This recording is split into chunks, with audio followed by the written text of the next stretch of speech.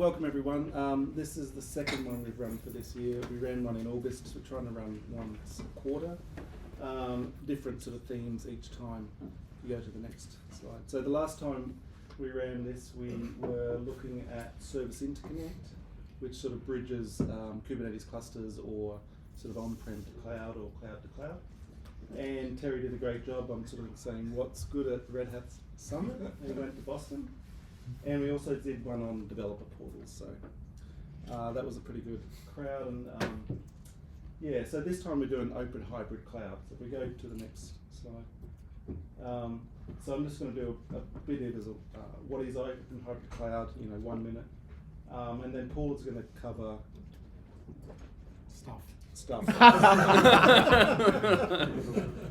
I know the new Terraform module. Yeah, new Terraform module, hosted control plane. So, I'll probably try and work out how much everyone knows about Rosa and Arrow first, and then talk through the new Terraform module, which is only about Rosa, and then hosted control planes, which is another feature coming in 2024. Yeah. And then we'll get the vendor over here. He'll be talking about MicroShift and sort of doing a demo as well. And housekeeping, there's only one tag. The doors are locked, so I'll leave the yes. temp tag on the side. Just clean your hands before you touch it.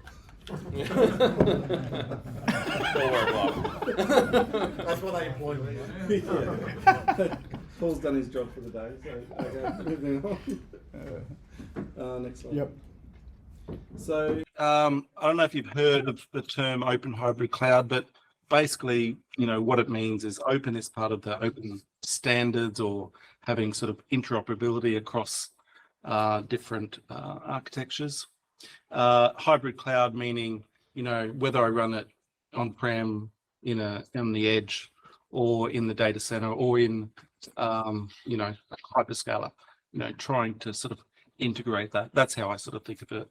And the technology today is containers and Kubernetes, so it's essentially, that's sort of what we're talking about technology-wise with open hybrid cloud.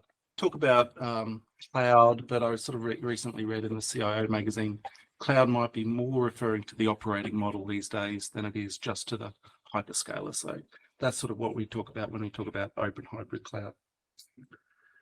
And that's me. That's you, but I do have some free socks and stuff here, and anyone who asks questions, will be given socks or a laptop bag or sadly we don't have any jocks. Thanks for Paul. Yep. Cool. So how many people here? I know we've got some OpenShift guys. How many people here have used OpenShift? Yep. How many people here have used EKS? Couple. Yeah. AKS. Yeah. So how many people know of Rosa and Arrow? Okay. So not a lot. We don't know a lot about it. Yeah. Okay. Cool. All right. So I'm going to do a little intro around Rosa and Arrow, what they are, why we're doing it, and then I'm going to look at just a couple of the new features that are coming out, which is the Terraform module for Rosa in particular. The Arrow one's coming out next year. And I'm going to look at hosted control planes, which is a new architecture, again coming out on Rosa first. It will come out on Arrow next year. And we'll talk a little bit about GCP and IBM Cloud briefly. Red Hat OpenShift Cloud Services are, they're pitched as the turnkey application development platform, right? The theory is that Kubernetes is just an implementation detail, right? We've done it before where we've switched out Docker, for example, and replaced it with Podman, So we don't look at it as a Kubernetes platform as such. It's an application development platform. We're making a big push into the cloud. We're in the 4 big clouds on the screen. And it's a kind of like a hybrid SaaS service in some ways, right? It's a platform that's deployed by you into your VPCs and VNets, etc. But it's supported at the back end by an SRE team, which is the Red Hat SRE team. And you get support from the hyperscale as well around the compute. So it's like a joint support model. It's also a joint effort to build these platforms. Okay, so particularly with Azure and AWS, Azure was first, AWS went second. I think IBM Cloud was already there actually by then, but they are jointly produced. They are not OpenShift, right? The look and feel of them is just OpenShift. As a user, by and large, it just feels like OpenShift. But under the bonnet, there are differences because they have been jointly engineered between the hyperscaler and Red Hat. Particularly, I would say with Arrow in particular, it is a Microsoft product, right? They have strict standards and they really dictated how that product was built, even though it is OpenShift, right? So it's a real mix of the two. For me, in particular with Rosa, because I use Amazon Cloud, for me, it's the premier platform at the moment, right? I've used the EKS extensively in the banking world before. I love the EKS. I really enjoyed it because I love being in the cloud, really. After all that time on-prem, you guys are still there. I was talking to the Leonardo guys today that they're on-prem still as well. But for me, 20 years on-prem in banking, when I got into the cloud, it was just so much easier. Everything plugs into everything. You can do everything with IAC. There's a single API that ties the whole thing together. You're going through the same problems that everyone else is going through. I can Google something and, there's 100 people that have been through the exact same problem, right? Because I'm not building it myself. I'm using a tried and tested pattern. So, and I love the EKS for that because it also gave me horizontal scaling, right? They got it right, that it's robust, right? They're scaling and with their compute, vertical scaling as well. It just works. SCS integration in Amazon in particular, right? Fine-grained, short-lived tokens to access the cloud from the platform, right? And Rosa supports all the SCS integration with AWS. And then also that hybrid SaaS solution, right? So EKS did have that, the managed control plane, okay, which was, was a real revelation when it came out. And, EKS is a massive business, right? I think they do 2 billion annually with it or something crazy like that, right? It's a huge juggernaut of a product. But, everything I loved about EKS, with OpenShift, it's the power of OpenShift and it's married together, right? OpenShift gives you the full operating stack, right? All the infrastructure that comes with it through the operator catalog, right? It's a hell of a lot easier to operate an OpenShift cluster than, in my opinion, an XKS cluster, right? With XKS, I need to go and get all the products I'm going to put on there, and then I need to maintain them going forward. Whereas with OpenShift, and I'm going to show you some examples of what I'm talking about, I can Terraform my cluster, and I can layer on my operators out of the operator catalog. Really easy. I don't really need to care what versions they are. I'm just saying, give me all the software from a trusted software supply chain. Right, we know where this software has come from. Right, put all that on my cluster, and then, in my opinion, I always then plug into my GitOps solution, and I bring on all my apps at the same time. Bringing DR to the center of your solution, so that when you build out your platform, you can literally bring back your cluster, your day 2 operation, and all your applications with a click of a button. Right, that's the end state goal, right? So I haven't touched really on the back end either. So it's you get the support from this SRE team, right? They are again, it's not OpenShift, right? The OpenShift namespaces within Rosa and Arrow are off limits to some extent, right? They are fully managed and supported by the SRE team, and the workloads namespaces are for the customer to use, right? And there are some other differences, and we're going to look at a couple of others later on. So on the screen, we're talking about focusing on innovation, right? Not upgrading Kubernetes here, right? That you still need to upgrade OpenShift, right? But they're all automated upgrades, right?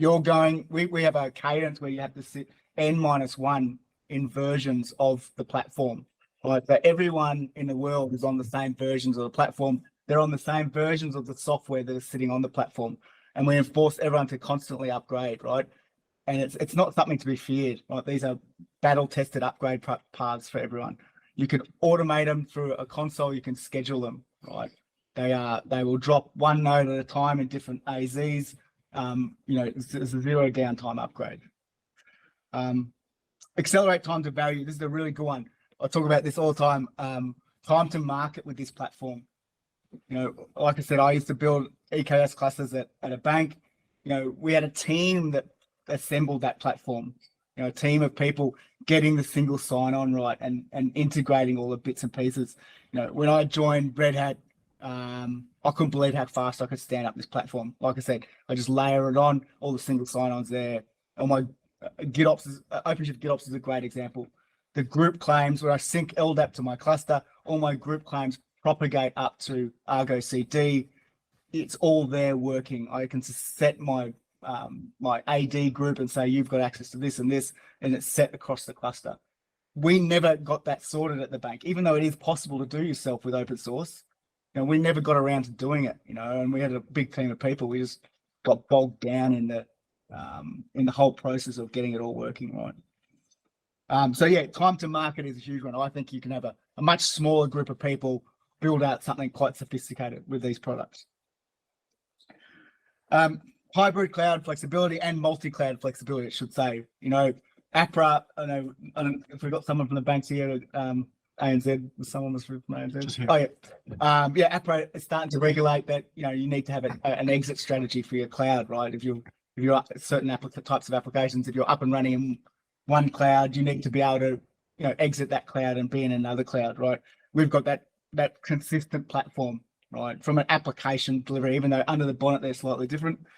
From a consistency point of view, they are identical, as well as using the on-prem versions of OpenShift, right?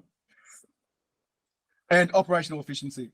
So, in my opinion, especially if you stay within the guardrails of Rosa and Arrow, and you deploy out of that operator catalog, and you're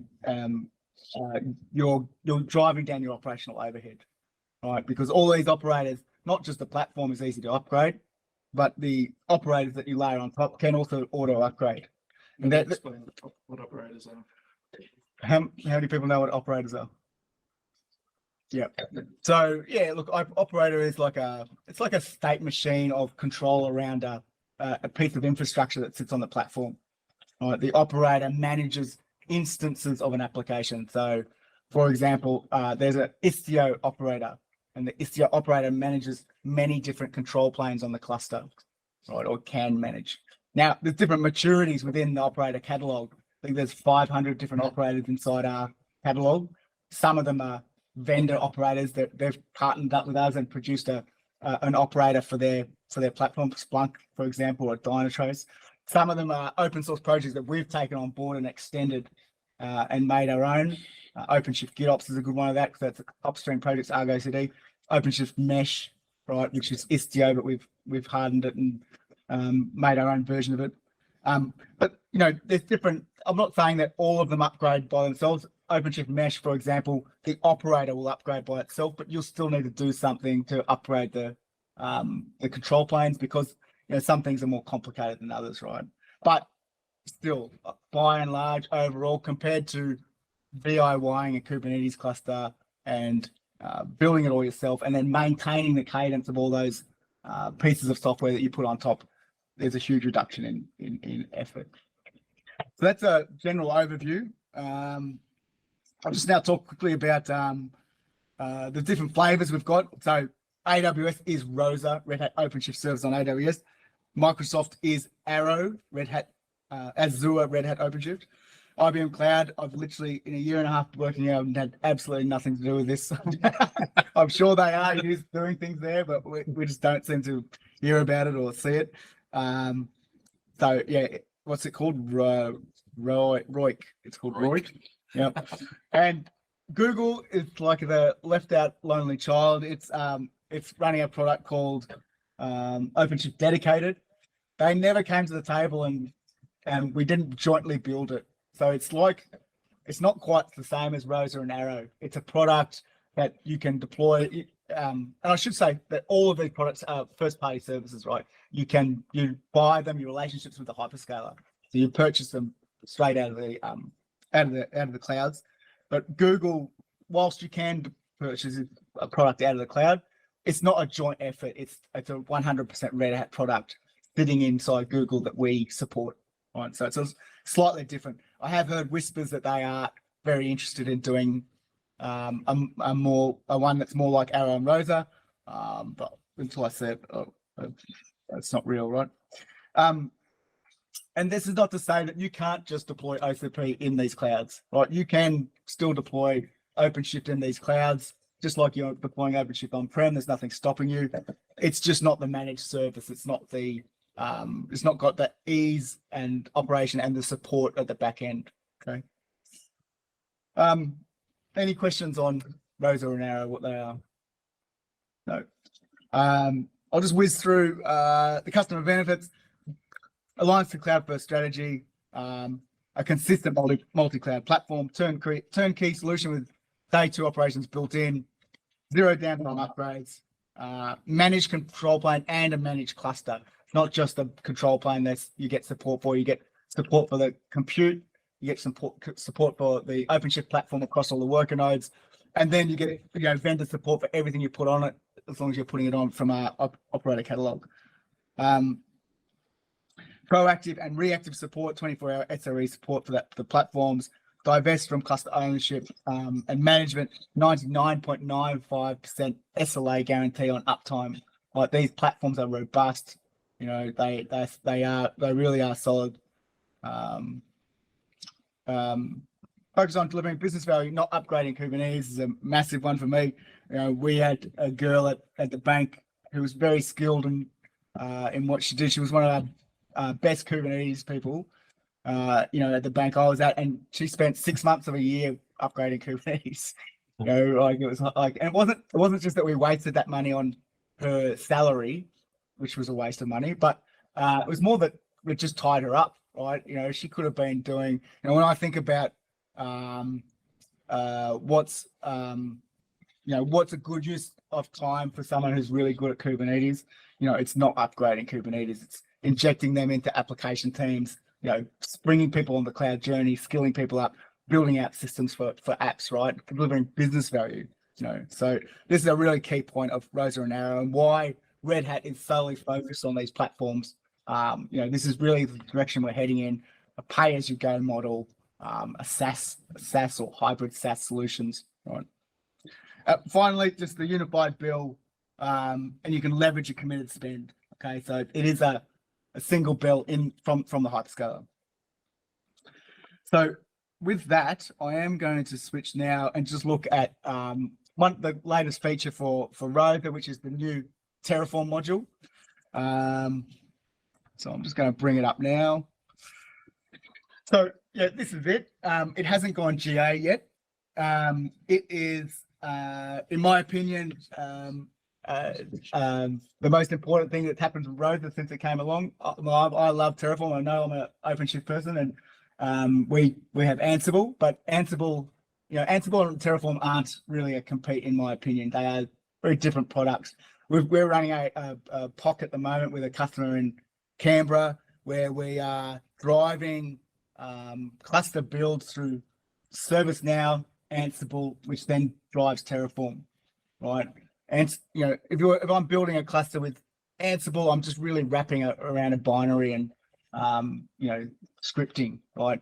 Whereas Terraform's great, right? This is a proper provider, and in my opinion, a product in an AWS cloud without a Terraform module is just, it makes no sense at all, right? How many people here use Terraform?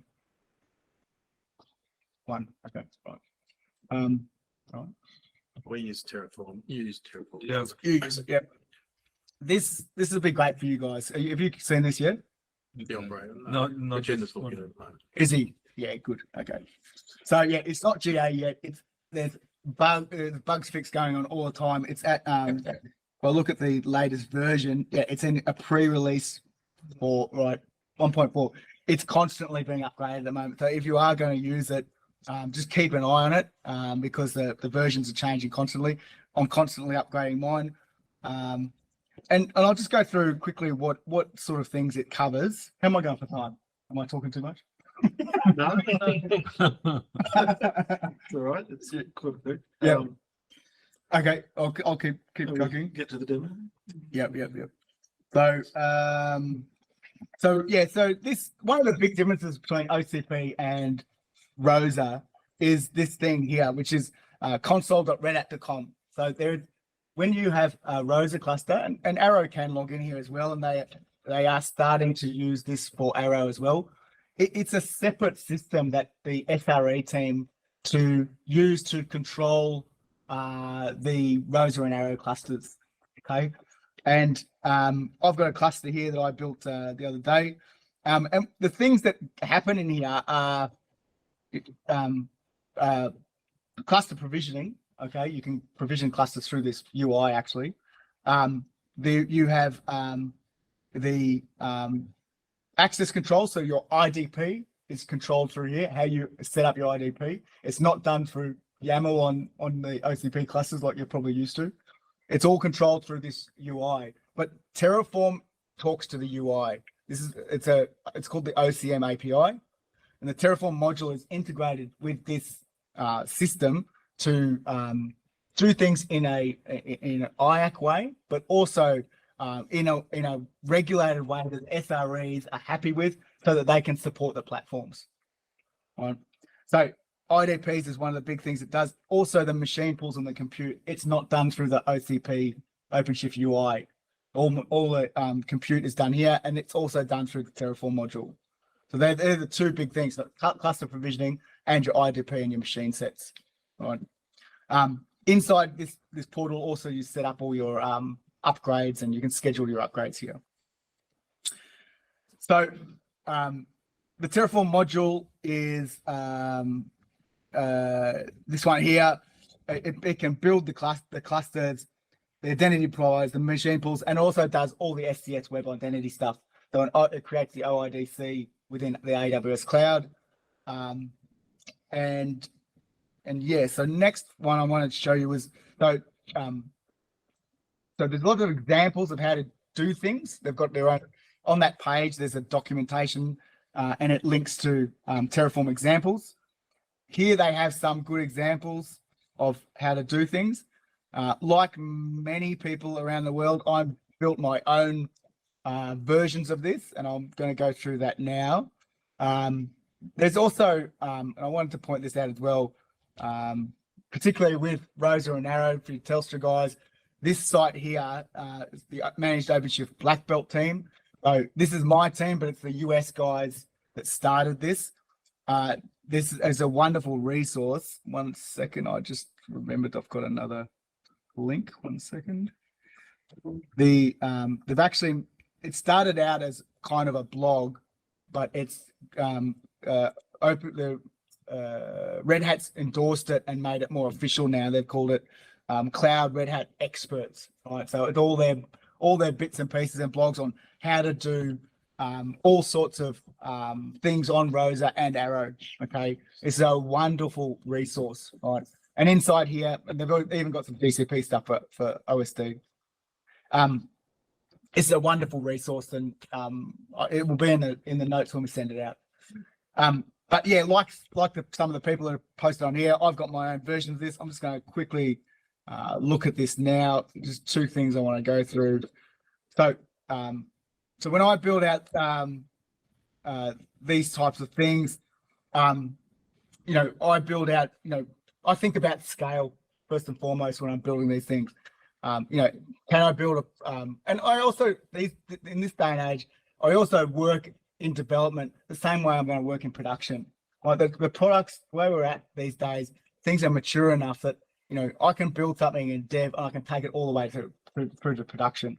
And I try and do that particularly because, I want to help customers and I want to get them going in a professional way from the get-go.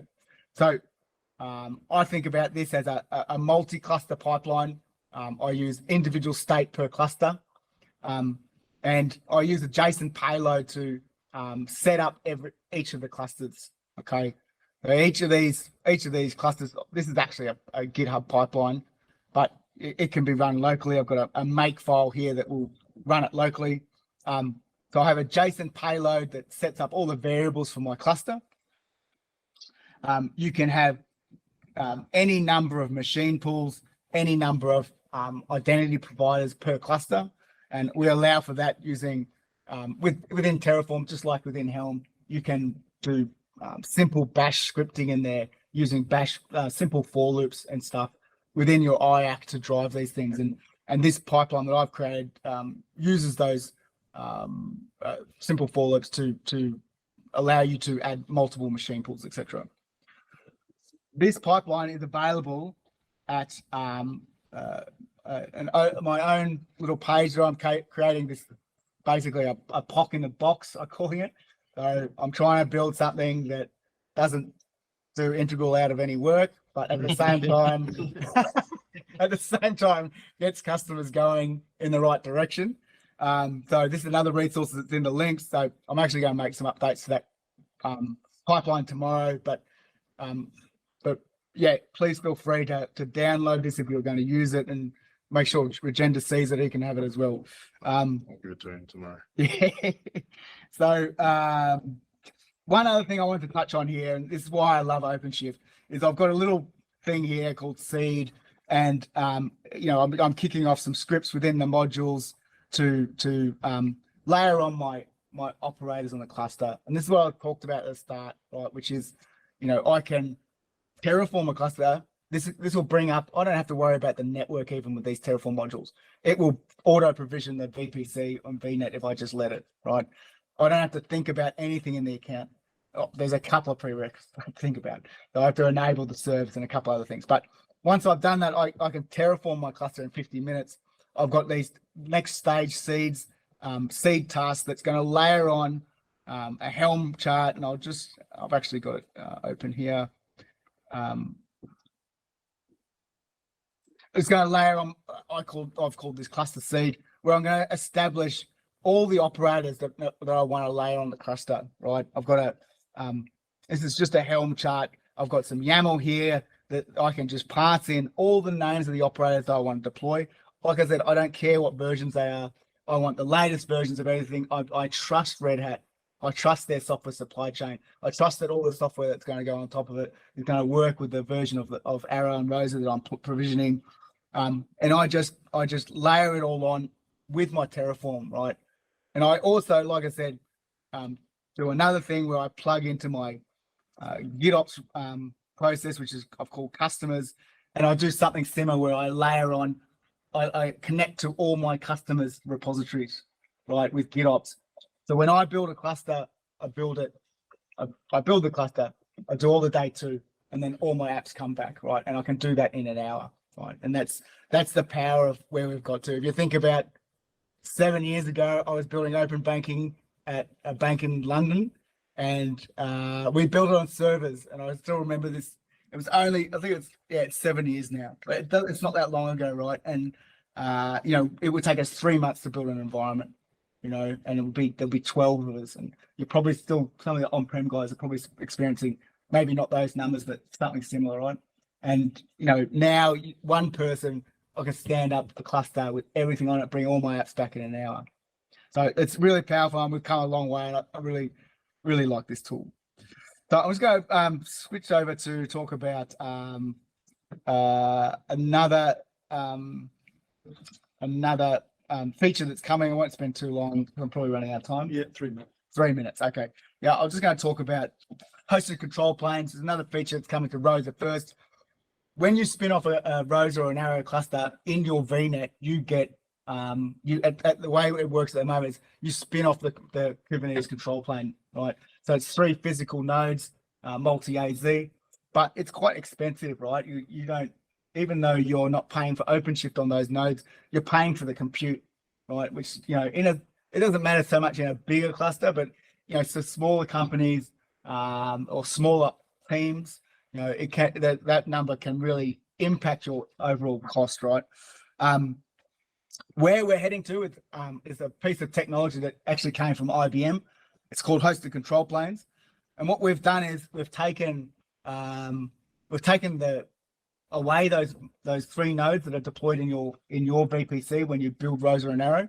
And what we're doing is we're putting the control plane of your clusters onto a shared Kubernetes cluster, right? So control planes are now just workloads on Kubernetes clusters, right? And they will sit in a Rosa VPC, a Rosa account, a Red Hat AWS account, and you still will get a dedicated node for your entry points for your API to isolate your entry points properly. So it'll be dedicated to your to the customer. But at the back end, we're taking all the things that make up OpenShift. So there's about 30 odd operators, DNS, the UI, the network, right? They're all just operators that make up OpenShift, plus the control plane, and we're putting them into this namespace in this shared cluster. Why is it important? It's important because it's going to scale. We're going to reduce the time of how much time it takes to spin up roses from 50 minutes to 10 minutes. Right, we're going to bang these clusters up and down in 10 minutes because they're just pods, right? The control plane is just pods now. We don't have to stand up infrastructure. Right. I'm probably out of time. Yeah. Oh, Yeah. it's like- Yeah, there's nothing much here. It's 10 minutes. High availability, easily spin up and tear down. Yeah, look, significant infrastructure cost reduction. Is there a path from current Rosa across to the high? There's not. Yeah. So I don't know if they've solved that yet. So at the moment, I think it is a rebuild. That it hasn't gone GA yet. We're talking probably end of Q1 at this stage. But yeah, I'm not aware of an upgrade path, which could be difficult for some customers. Yeah. So I think I missed it because I don't know for Terraform guy, but what does the Terraform module do that you had to, what does that automate that you had to do before? So it's previously you do have the binary. Yeah, so you have the binary, but what it does is it stands things up and tears them down a lot better. Okay? And you can also, like I said, you're not just writing scripts, I guess. Right? It's a clean IAC, stateful, delivery and tear down of your infrastructure. Yeah. Thank you. Thanks, Paul. Everyone, Dev Shanbag, part of the consulting team. I'm going to present today on Red Hat Device Edge. Just a quick raise of hands. Anyone's heard of Device Edge? Yeah. Sweet. RHEL for Edge, MicroShift. Right. It's going to be good. Good and entertaining. I have a few slides, and I also have a recorded demo. I'll whiz past the slides because I know everyone's interested in looking at what this thing is. So let's do it. Before that, I'm not sure if everyone's heard this, but just wanted to call out some of the awards that Red Hat has recently received.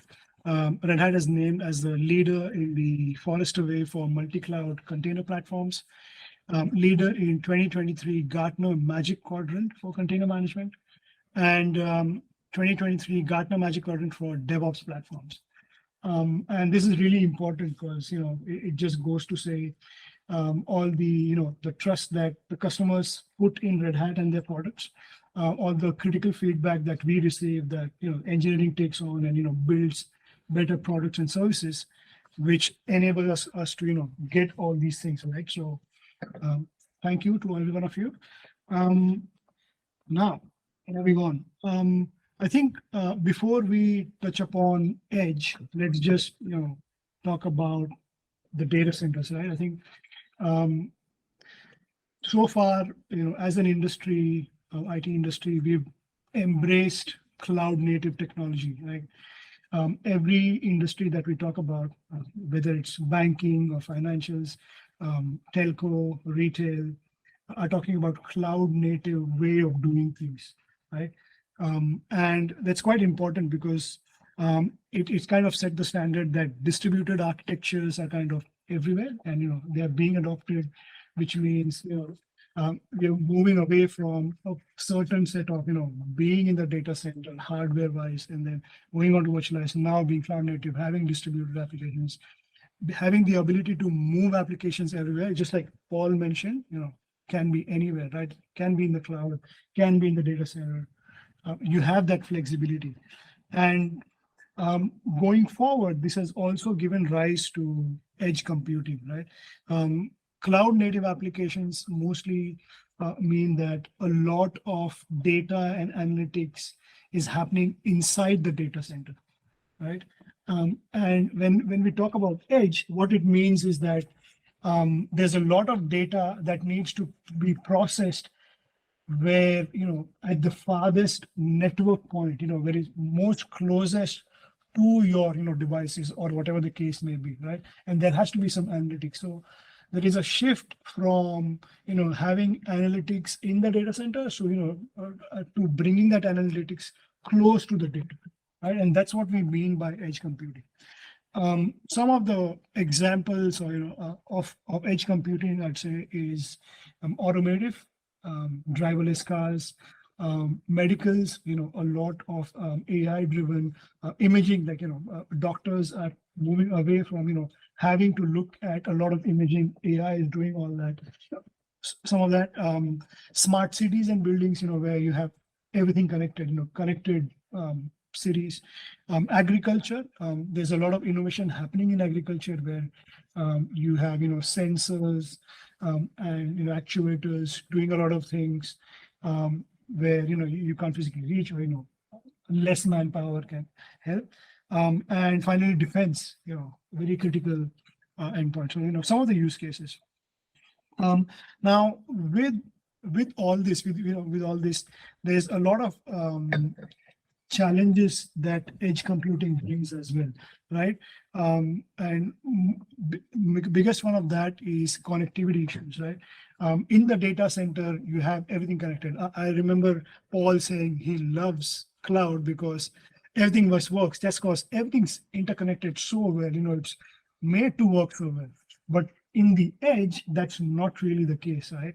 You may have no network to intermittent network to, really unpredictable, right? No physical access control, sometimes you may not have a human there to be able to, deliver on a lot of critical items, right? So that's another challenge. A security concerns, expectation of, a deployment model where, in the data center, we kind of know, we have automation to do a lot of things. We have, personnel who are very expert in, kind of managing everything IT and, apps on top of it. But at a agricultural site or at a mining site, you can't really expect that, right? So, that becomes a challenge as well. Resource efficiency, in the data center, you may have 2 core, 2 software, 32 core, 500 gig of RAM, everything, really powerful. At the edge, that's not really the case. It's really tiny. The environment and the surroundings become the obstacle, right? So that's another important constraint. Field constraints. You may have limited power. You may have power that be dependent on solar or battery, and that's again dependent on external factors. So, that's another obstacle that, you have to mitigate. Heating and cooling challenges, environments outside, data centers, everything's catered for, you have cooling, you've got everything, even if you have to walk in, you have to pass through 10 boom gates, it's managed really well, but at the edge, not really the case, right? And then finally, I think I've covered networking, but networking also is a challenge, right? You may have limited network, you may have places where it's per MB, so a user or an organization would have to think how much processing of network has to be done before anything has to. So some of these things are really the obstacles that edge has, but again, the key question here is, with all the obstacles in mind, do you guys think we can build a 3-node Kubernetes cluster? not really, right? I mean, with all that we've heard, it's quite difficult. The challenge here is, as more and more devices are connected to the internet, the trend is to put computing power where the data is generated, which is the edge. And to that end, Red Hat has been working for a while on this particular towards this particular challenge, and especially OpenShift, right? It's trying to adapt to different topologies and different environments. We started OpenShift with external HCD long back ago, right? And then we kind of moved on to 2019, where we had a standard cluster, right? And then, as demand grew, customers started to like it. 2020, we brought in compact clusters where the workload can run on the control plane nodes itself. And the same year, at the end of the year, we brought in remote worker nodes, which means, you can still have that extensibility of having applications run on a particular site. And then 2021, we brought single node OpenShift, right? Now, single node OpenShift is still full-fledged OpenShift. It requires all the resources that OpenShift needs, even though it's on a single node, right? So with that in mind, last year, we introduced Red Hat Device Edge, which was a combination of RHEL for Edge and MicroShift. So MicroShift is a small form factor OpenShift, and I'll talk about that in the next few slides. RHEL for Edge is basically a image-based, based on RPM OS3 layered file system, where and it's best for the edge, because it can kind of become prescriptive in a way that you know what you want to deploy at a particular edge site. You bake that into an image and then you push that out, right? So again, some of the types of devices that Red Hat Device Edge is built for is single board computers, or system on a chip, and where you don't have any remote management, no IPMI, IPMI on these devices, right? And they are very much constrained in terms of resources. I'm talking 2 vCPUs and 2 gig of RAM. The demo that I'm going to show is exactly on that. 2 vCPUs, 2 gig of RAM. And at the end of it, you will be amazed to see what all we can achieve in just 2 gig of RAM and 2 vCPUs. Did I say 2 gig of RAM and 2 vCPUs? Once again, so what is RHEL for Edge? We all know RHEL, Red Hat Enterprise Linux, based on package management, integrated OS directory. You can do a lot of customizations with them. Rollbacks based on images or backups. You have snapshotting capability. You have upgrade capability. Update system is still YUM based. And I'm trying to make a distinction. I'm not saying that's bad. There is a different use case for that. But RHEL for Edge is basically built on top of RPM OS3, which is image-based operating system. And you may think, what is an image-based operating system? We'll see that in the demo, but it's more towards packaging everything that you need on a device into an image, and then deploying on that image. Because remember the obstacles that we talked about. We don't have a lot of resources. We don't have skilled personnel. We have a lot of field constraints and things like that. Automation, all those things. So with that in mind, RHEL for Edge has been built. Again, with the key distinction, I'd say, with image-based or RPM OS3 is that not every directory is writable, right? So you have /usr, which has all the system directories, and there's /sysroot, which holds this image. The simplest way to think about RPM OS3 or RHEL for Edge is Git, right? So you have everything that you have in a Git repo, and then you point to that repo, and then you have everything in there. And then if you have another branch or another ref, you basically point to that next rep, and it's completely independent. So think of it as Git for the operating system, right? So to be honest, when I was reading about RPM OS3, most of the enhancements, or most of the motivation came from Git for RHEL4H or RPM OS3, right? Some of the key items that I've kind of covered, image-based operating system, A to B deployments, like I said, Git repos. You switch, if you want to switch to a particular image where you have certain things that you need, you switch a pointer, and then you reference that and you boot it, and then off you go. You don't have to worry about all these things. Green boot health checks. You all know about health checks in OpenShift.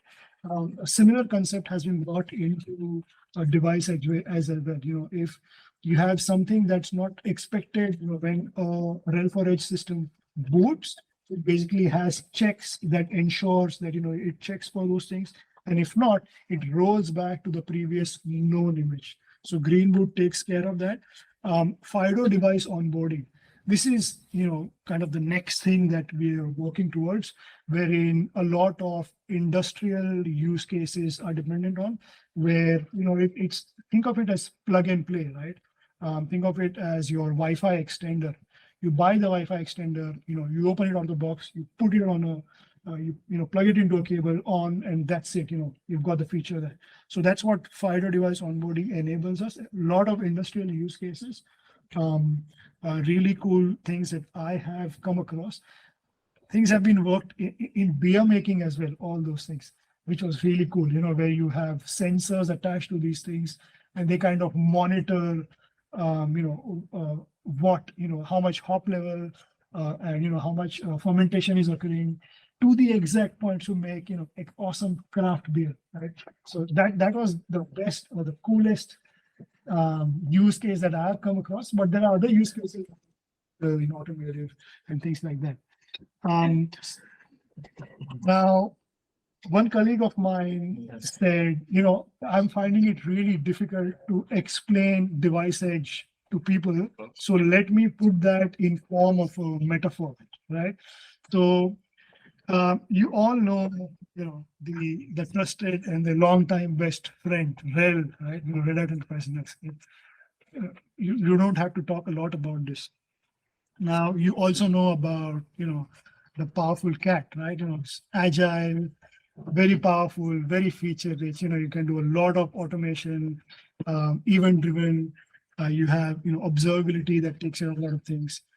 Right. And think of device edge as this, right? So you basically have connected, to the edge, and then you have Kubernetes, just a tiny bit. You know what I mean? So I think this resonates with people really well when we talk about device edge. So think of that picture when anyone talks about device edge, right? Again, boring architecture slide, but I thought, for the tech keen folk, let's just unpack that. So on one end, you have OpenShift, which is, again, Core OS as the base operating system, again, RPM OS3 based. And then you've got, the OpenShift layer on top, which has, the key Kubernetes component, which is etcd, Kubernetes API, the scheduler, the operator lifecycle management, really important, right? That's the secret sauce, right? And then you have the OpenShift APIs, cluster operators, again, do a lot of heavy lifting. You have the application operators that do, a lot of things that, you would have, otherwise, like Paul was saying, you don't want to upgrade Kubernetes for 6 months, right? So, those things, all these, all these key components take away, right? But on the device edge side, you really have to think what you put onto that system, because the most important thing is the app that goes on top of it, and the orchestration that it needs, and the immutability that it needs, the security that it needs, the automation that it needs, the observability that it needs, the analytics that it can perform on the edge side. right? So we have to be really careful in, what we put. So basically there's the RPM OS tree layer, which forms the operating system. And on top of that, you have MicroShift, which is just a binary. So it's, it's just a package. Think of it as, any other package that you install on a rail system. So what the engineering team have done is they've taken OpenShift and they've said, okay, what do we really need for an edge device? And it has come down to, the core Kubernetes components, which is etcd, the scheduler, the API, some CRDs, networking, storage, and that's it. Right, so that's Red Hat Device Edge for you. Just quickly distinguishing between a few things. OpenShift, you have the cluster operators. You don't have cluster operators in Device Edge, right? OCP APIs, which enable you to do builds, right? The source to image and all that. You won't find that on Device Edge. And there's a reason for that. Again, resource control. Think of all the obstacles, right? So that's really important. You've got a lot of flexibility in terms of the architecture options in OpenShift. And that's because, it caters to a different set of use cases, right? Whereas, in Device Edge, I won't say that, there's limited set of architecture options, but, when we think of, those small devices, you have to think differently in terms of what do I really want to do. You can't say, you want high availability on devices because that's not what they're, there to perform. At a particular site, give an example, you would have thousands of devices which would run Device Edge, but they are all independent. They're doing their own thing and processing some data and only sending critical data back to the core, back to the data center because network constraints, right? And then again, you won't find add-on support in terms of today. You won't find add-on support in terms of Multus, KubeBot, and things like that. It's not meant to do that. Device Edge, why would you run a VM, right? It's a different use case. And then finally, just, a slide that kind of puts that all together. And you will notice that they are not one thing, but, different things, wherein, Linux for Edge is one set, and then MicroShift is another small set on top of it, right? So just wanted to make that distinction. Now, quickly, I have a recorded demo, which is great because then, that comes in between you folks and, your loved ones. So here I'm showing an image builder where, you create an image. So it's just a rel-based image builder. I'm just going to create a blueprint. So before you deploy a rel for Edge or Device Edge, you kind of, go through a set of steps. You create a blueprint, you check that image in, you build an image out of that, you build it on the device, and then, you can bring that into ACM. Just showing that, it's clean, nothing's being running here. Sources. So where do all these packages come from? Think of a, satellite, not really. You have to kind of connect to CDN, and this you can achieve on cloud.redhat.com as well. You don't have to have an image builder system per se. And I'm just listing out a source image. All these things that I did on the command line can be done through the GUI. So, this is my image builder instance where, a rel instance where I have image builder installed, and then I'm going through blueprints. At the moment, I don't have any, I will create them.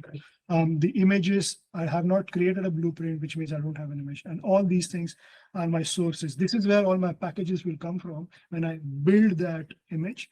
And then, that will get deployed onto the system. So, just showing here the extensibility of whether if you were to add another source, you can do that from the GUI as well. You can Switching take back. your workload to the image builder. Sorry, just one sec. Can I pause this somehow? Yeah. Yes. All right. Sorry, question. Can you add your workload to the field? Yes, you can. So I'm going to show a small example of that as well. Just going into the blueprint. So here, what I have is a demo blueprint where I have chosen all the packages that I need. So, some examples in terms of, bind utils, IO top, I've got Emacs there. I've got MicroShift there as well, and you'll see that in a bit. So think of it as, all the packages that you need, you want to put that into a blueprint and some customizations that follow with it. So you'll see MicroShift being highlighted there. Green Boot is also there as well. At the end, you will see some customizations. So I chose to have a specific host name for my device edge. And then I created a couple of users. So you will see a MicroShift user being created, the password hash being put in there. And all of this is so that, at the remote edge side, you don't have to worry about all these things. You just put them in a package and then off you go. Again, group membership. I've created a couple of users. So, you'll see them listed there. And 2/3 down the line, you'll see firewalls. I wanted to open specific ports, so I've just kind of listed them out there. I wanted to enable a few services. So I've managed to put them there as well. You'll see MicroShift there, and then I've have a time zone that I've configured because this particular device is going to New York. All right. Again, I'm going to push this image because the next step is to build it into an image, right? Before I do that, I want to check whether all the dependencies are resolved, right? So I'm going to do that just quickly, but before that, I'm just going to show that on the GUI, the same process quickly, because some people like GUI. And when I click on Image Builder now, I'll see under Blueprints, I have this new blueprint that I've created, right? Now I can, whatever we've kind of listed in the blueprint, we'll see here, Cryo and MicroShift being enabled, the users being there, SSH keys being added, time zone mentioned, or, you can kind of change that if you are a file system at the top kernel, blah, blah, blah. Packages all being listed here. And then image that, we are starting to create, right? So I'll go back to the command line now, hopefully soon. Yep. And then create an image. So before that, I'll just do a dependency resolution to see whether everything that I need is there into that image. So, you just run a dep solve on this particular blueprint. And if there is an error, it will spit out the error. And if there's not, it'll just show, whatever packages and things that I have kind of listed in there. So, it's just listing there, which means all my dependency resolutions have passed, which is great. It's got 5 minutes. Okay, so I need to whiz past. Right. So just quickly, the image is created. You just go through a couple of command processes where we create the image and basically download it and boot it off a system. I just want to quickly show you that. There are a few other customizations that I've done with Kickstart. So here I want to show you quickly. So what I've done is once I've created the image, I've downloaded the image. I've used a Kickstart file to add in more customizations, which is, how I want my partitions to be, how I want my network to start. I need to punch in OpenShift full secret because, MicroShift will use that. And then I want certain customizations from a networking point of view for MicroShift because, at that particular device edge, I want the cluster network to be this, and I want the pod network to be that, and things like that. So all those customizations are listed in my Kickstart file.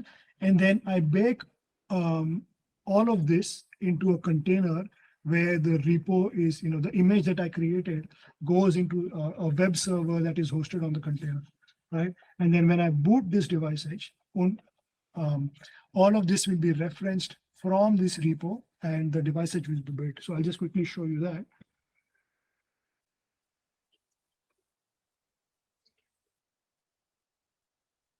So this is my VM that I'm going to start. So I hit run and it starts. I punch in the Kickstart arguments, only if it ran faster. Oops, a bit faster. Yep. So you can see at the top, at the bottom, I'm just punching in some Kickstart arguments, where to pull that image from. And then it should boot off that one. and everything that we mentioned inside that image gets configured on this particular device edge, right? So I'll just move past that quickly. So here it is, finishing the build. Now, all of this can be deployed onto a container. You can build that into an ISO and build that. There are different compose types. I chose to use something called as an edge commit, where you can extract all that information and have it hosted on a web server, right? And then here I'm just logging into my MicroShift or device edge system, and just showing all the default Kubernetes projects that you have. I just want to run past these a couple of things. So here you'll see that if I run a component status, I'll see etcd, scheduler, and controller management. Three things for MicroShift to run. What I cannot run is OpenShift OC create new project. So that will not run because that particular API is not baked into this, and we don't really need that because again. So not all of it you will find. So if I run OC get cluster operators, if say I don't know that resource, or if I say OC get cluster version, it will say I don't know that resource. If you run the same thing on OpenShift, you'll get a whole heap of things, right? So just quickly wanted to show that. I am deploying a package here. I just want to quickly show RPM OS3 status here, which refers back to the commit hash. And this is the reference point, right? So, and you can have multiple reference points where you have a particular image pointing to that reference. So just making that distinction. Just quickly go back. So I'm deploying this particular app is just Kubernetes up and running. It deploys 3 pods, and then you can have you can go on a web browser and can fetch that information. So I just show you that. So that's the deployed application, and we'll pass this video on to you. When you can have a look at it. And then the next step I do is bring that into ACM, because think of managing thousands of these devices, right? You need something centralized wherein you can build on to all these devices. You can have automation on top of it. You can deploy applications from a hub. You can have observability from a single point of location. So what I'm doing here is manually importing my MicroShift into ACM. So I'm just running the import command here. And then the next thing you will see is basically that cluster is imported into the ACM hub cluster. And you'll see all the add-ons in there. And then if I go into my command line again, and if I run all this, you'll see the add-on packages, some of the agent packages that are, in running state, which means, they're sending that data back in, if you really need. And then finally, I just want to go back to my ACM hub and look at applications. It's just taking a while to fetch. So, if I go back to the applications that are deployed on top of my MicroShift cluster, you will see the Kubernetes up and running application that I deployed earlier. And then, you have kind of a consistent view of a graphical topology view of, how this application has been deployed. All right. So with that, any questions? That was awesome. Yes. Thank you. Thank you, Dev.